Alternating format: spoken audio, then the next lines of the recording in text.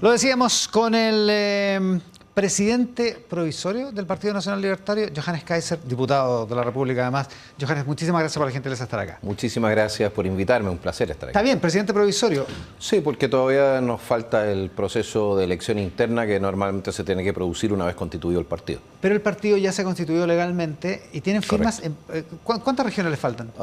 Creo que nos estaba faltando Aysén en este momento y eso sería. Y Aysén es siempre complejo por el tema demográfico. Y todas las otras ya están. En todas las O otras. sea, un partido prácticamente nacional, digamos. Somos un partido nacional y tenemos el derecho de llevar candidatos a diputados y senadores en todas las regiones, menos en Aysén, y candidato presidencial. Es que por eso es importante, porque pueden llevar lista parlamentaria completa, digamos.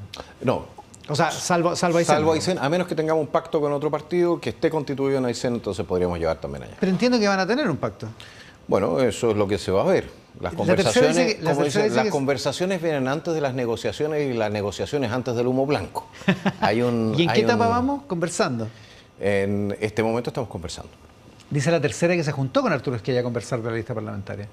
Eso es correcto, pero todavía no estamos negociando. Ah, todavía no llegan a eso.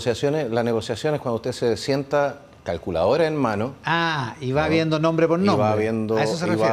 O criterios generales. Pero hay ánimo de llegar a acuerdos, o sea, de empezar a negociar, ¿no? Lo que sucede es que todos nosotros entendemos que existe también, no solamente un tema de ánimo, es un tema de, por supuesto, conveniencia electoral. Si nosotros no vamos juntos, entonces se produce el fenómeno de que cada uno de los partidos individualmente saca menos parlamentarios. Y con eso no le estamos haciendo un favor tampoco a nuestra base militante y a la gente que quiere que tengamos una representación potente en el Congreso. ¿Cuál es el óptimo? ¿Una lista, dos listas? Depende, porque el sistema proporcional, así como lo tenemos en este momento, la verdad es que premia la fragmentación más que la unidad. Ya, o sea, es muy relativo. Usted tiene algunos distritos donde el óptimo es una lista, que son los distritos más binominales, porque tienen menos candidatos a diputados, por ejemplo. ¿Ya? Y otros distritos que premian mucho la fragmentación, que son los más grandes, por ejemplo, aquel donde salí yo electo, que es el 10, ¿no? Porque sacan 8 diputados, si no me equivoco. Entonces hay una mezcla.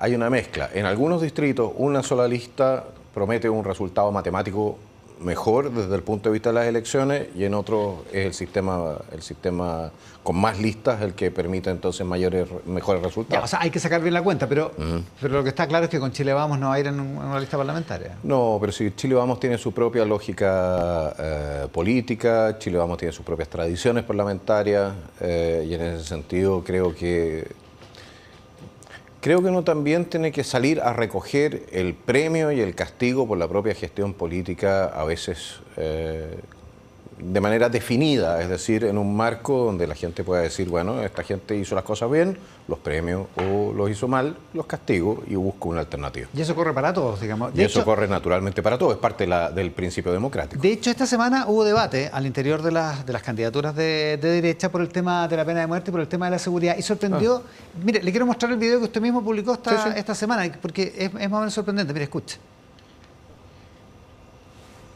Acá.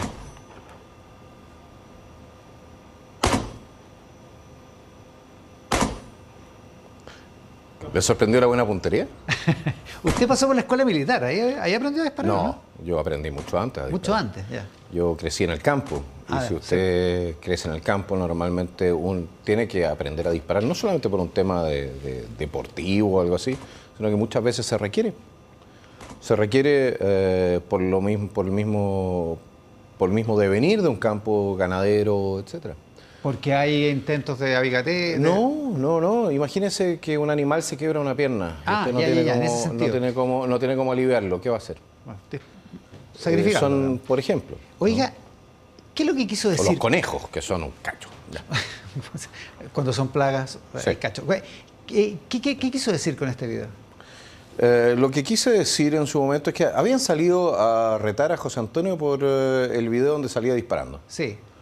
Yo saqué este video y dije, bueno, si van a retar a uno, reten a dos, mejor. Ya, eso fue una especie como de solidaridad con Castro. En la práctica. ¿Sí? Sí. ¿Pero qué habla el mensaje? ¿Que hay que armarse? El mensaje es que un ciudadano honesto tiene derecho a un arma. Tiene derecho a poder defenderse. Solo ciudadanos honestos no son el problema son los delincuentes armados. tiene derecho con las regulaciones que están en la ley. El tema es que hoy en día con las regulaciones que están en la ley se ha hecho bastante inviable el cumplimiento de la misma ley. El reglamento de la ley de control de armas que ha tirado este gobierno es absolutamente para tirarse las mechas, y el endurecimiento de las leyes de control de armas en Chile durante los últimos 20 años han hecho cada vez más restrictivo el acceso al arma legal para las personas. ¿Y eso no está bien? No. ¿Usted no relajaría esas normas? Sin duda. ¿Por qué? ¿Por qué no está bien? Porque, nuevamente, no existe ninguna correlación entre la dureza de la legislación de control de armas o causalidad entre la dureza de la legislación de control de armas y la delincuencia. Si efectivamente el problema fuese la dureza de la ley de control de armas, ahora deberíamos tener menos delincuencia que hace 20 años atrás o 30 años atrás, cuando la situación era más relajada para los dueños legales. No es el caso. El ingreso de armas, el verdadero problema con la delincuencia se produce de la mano de dos factores. Uno, el ingreso de armas ilegales, muchas hechizas también en Chile, donde hay armerías que producen armas aquí. Y el segundo punto es que tú no metes preso a los delincuentes.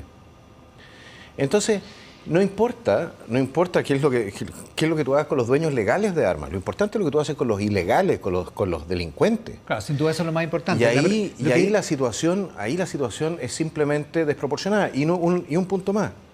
Entonces, cuando tú dejas a la gente, y tenemos 20.000 carabineros menos de los que necesitamos por planta, no tiene nada que ver con lo que debimos haber aumentado más encima de la planta. Tú no le puedes decir a la gente, ¿sabe qué más lo voy a dejar a usted inerme porque no tengo carabineros suficientes, no tengo policía de investigaciones suficientes, laboratorios criminalísticos, control de frontera, y después decirle a la gente, ¿sabe qué más? Y para más remate, usted no va a tener un arma para defenderse en su casa. ¿Qué habría pasado con los dueños del molino de Grolmus si no hubiesen estado armados? ¿Qué pasó con esta pareja, este lamentable acto que se sucedió en Granero, ya hace un par de días atrás? Si hubiesen estado armados, quizás habrían tenido una oportunidad. Aparentemente lo estaban, digamos. Los niveles, podrían haber tenido una mejor oportunidad, creo yo. Lo que pasa es que se lo digo porque el argumento clásico de la autoridad, avalando las restricciones que usted critica, es que dos cosas. Uno, que la tenencia de armas eventualmente eleva el riesgo de conflicto cuando enfrentado a un delincuente. Y dos, que muchas de esas armas terminan en manos de los delincuentes porque se las roban. Bueno, yo le decía una cosa. Si el gobierno estuviese tan preocupado por el tema de las armas que llegan a manos de delincuentes, ¿por qué no controla la frontera o los puertos? Si el punto en esencia es que aquí entran containers enteros con armamento y municiones, incluso explosivos, y nadie lo chequea. Tenemos 3 escáneres.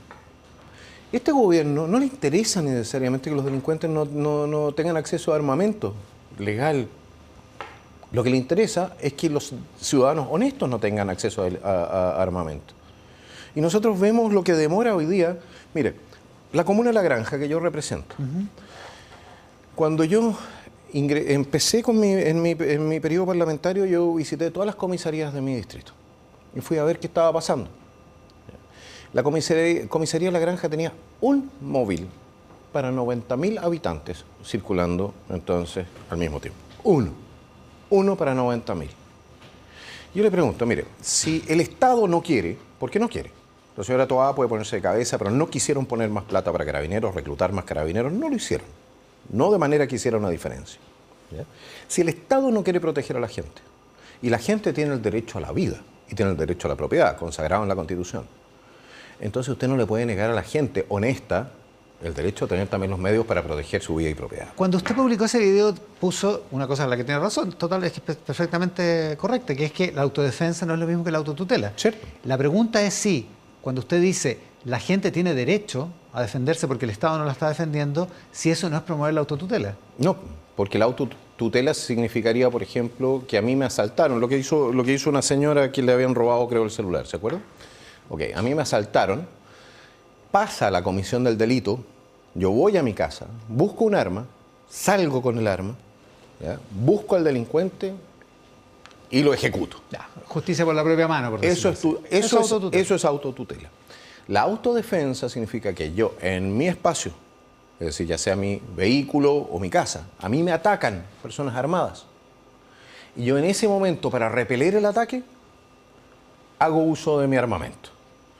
Esa es la autodefensa. La diferencia esencial radica en el momento y en la situación. Ahora, eso existe, la autodefensa existe en la legislación. Lo que no existe, según la autoridad es muy complicado, es la posibilidad, por ejemplo, de andar trayendo un arma adentro de un auto para defenderse eventualmente. Porque en 1990 usted tenía casi 40.000 permisos de porte de armas. En 1990. Hoy día tiene 0.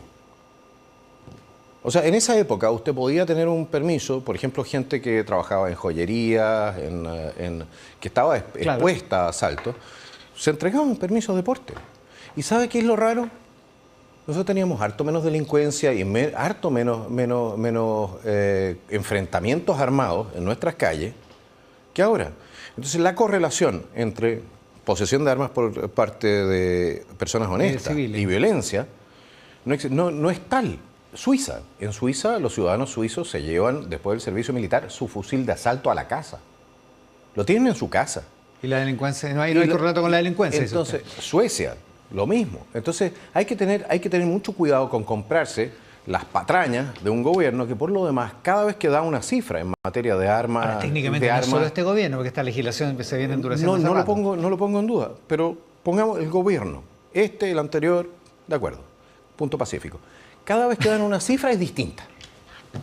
No tienen cifras consolidadas. Incluso cuando hablan de la cantidad de armamento que requisan, hablan de requisas. Uno piensa, entran en una casa donde hay delincuentes, les quitan el armamento.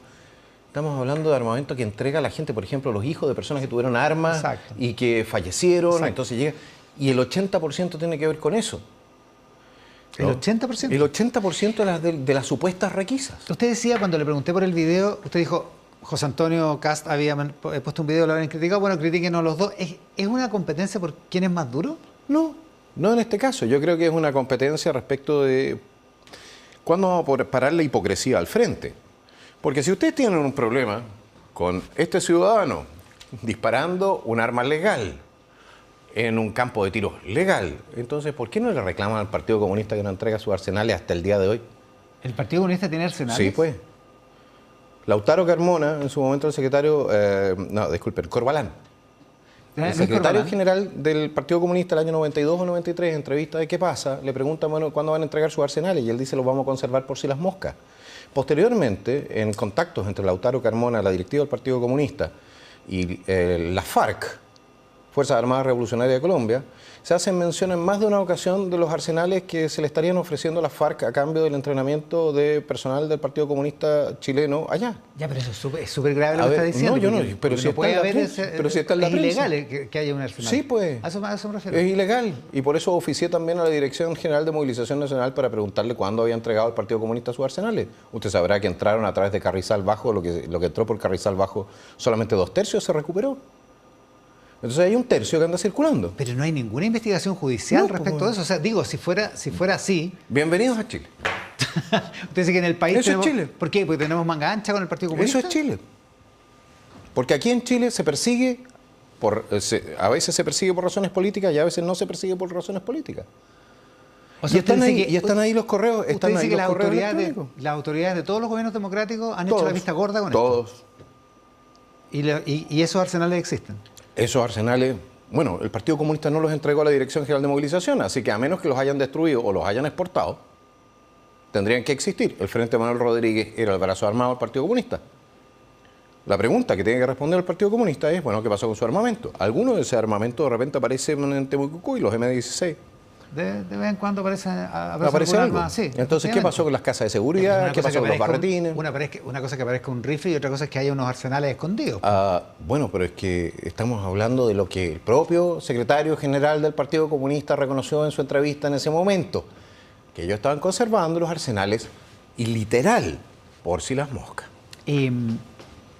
Usted propuso, el año pasado, un proyecto para reponer la pena de muerte en la legislación en casos muy graves, y apoyó el debate sobre la pena de muerte que abrió Evelyn Matei después de lo de Graneros.